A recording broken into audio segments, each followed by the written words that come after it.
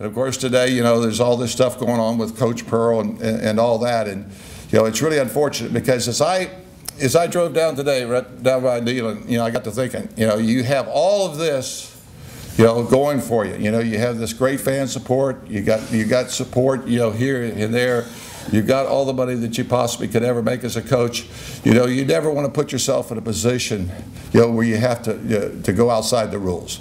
You know, to me, it's a real shame to go to that. You know, and you know, we all know that we make mistakes. But I know as a coach, and I always pretty much tend to support coaches on issues. But you know, as a coach, I find that it's really difficult, you know, if you have other people that are working outside the rules. You know, and I always was very concerned about, you know, being in compliance with rules. And you know, so Tennessee, you know, has paid a price this year. You know, and I think Tennessee men's basketball will pay a price for a while.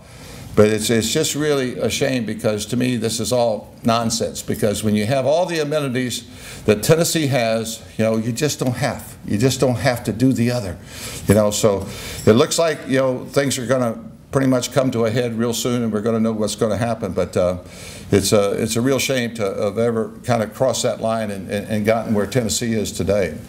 And basically, that's all I have to say about that. It's so unnecessary. To me, you know, there's no excuse for not following the rules. When you have all the advantages that the University of Tennessee has in recruiting, fan support, all the amenities that you would ever want, you never have to cross the line. So it's really unfortunate, and you know, I don't know where this is going to end, but it has certainly marred the image of Tennessee men's basketball. But sometimes, you know, these things happen, but they should never happen.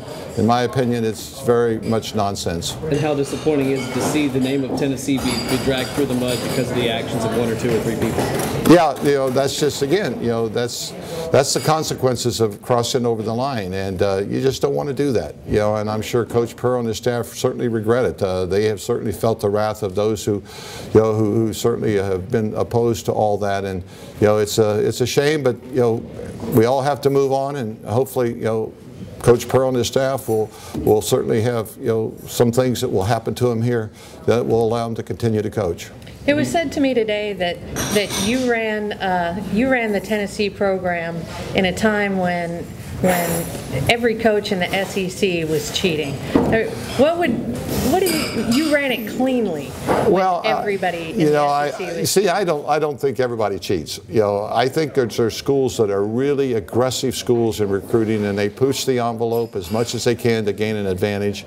You know, and there were quite a few schools when I coached here at the University of Tennessee in the SEC that were put on probation. You know, and you know, to me, you know, it's really bad. You know, when all that happens, because when you're the one being cheated against, you know, it means that you're put at a distinct disadvantage to get certain players. And in the sport of basketball, 1 or 2 players certainly make all the difference on whether or not your program is going to be a great program. How does it make you feel, though, to be considered so highly? Well, to me, you know, that's what my expectation was. I played at Ohio State for an honorable coach. I worked for a coach, you know, Bob Knight, that, you know, certainly, you know, was successful. And, you know, I can see, you know, that you can be successful without having to cross the line. You know, it just requires a lot of work. It requires intelligence, you know, but you certainly don't ever need to cross the line when it comes to recruiting. You know, it just makes everybody look bad. What do you think the long-term consequences might be from this NCAA fallout?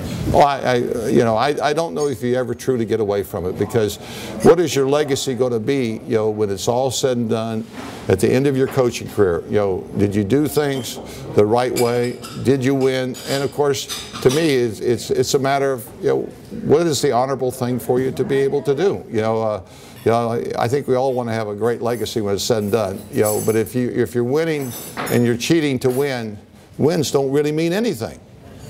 Do you have a recommendation as to what Tennessee should do if Bruce is found to have received heavy sanctions from the NCAA? Well, you know, again, I'm in no position to have the authority to say. You know, I just know that, you know, when I worked here at the University of Tennessee, if all that had happened, I would be greatly surprised if Bob Woodruff or Dr. Bowling would have supported me as long as the University of Tennessee has supported Coach Pearl. So you're surprised at the support that they've given Bruce so far? Well, I'm very surprised. Anything else, guys? Should he be fired? That's not for me to say. I just believe that, you can have great success, by complying with the rules. Every year, all coaches in the NCAA take a compliance exam. And when you take a compliance exam, it's an open book exam.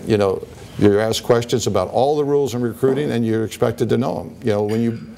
When you knowingly break the rules, you are committing a felony as far as the NCAA is concerned. And I think the NCAA is going to look at Tennessee in a harsh manner, because this is kind of a landmark case. Once you've crossed the line and you bring the NCAA investigators in, they're coming in because they're hearing from a lot of different sources that you're breaking the rules. And then if you don't answer the questions honestly, and you're not straightforward and being truthful, you're opening yourself up for a lot of problems, and that's where Tennessee is today.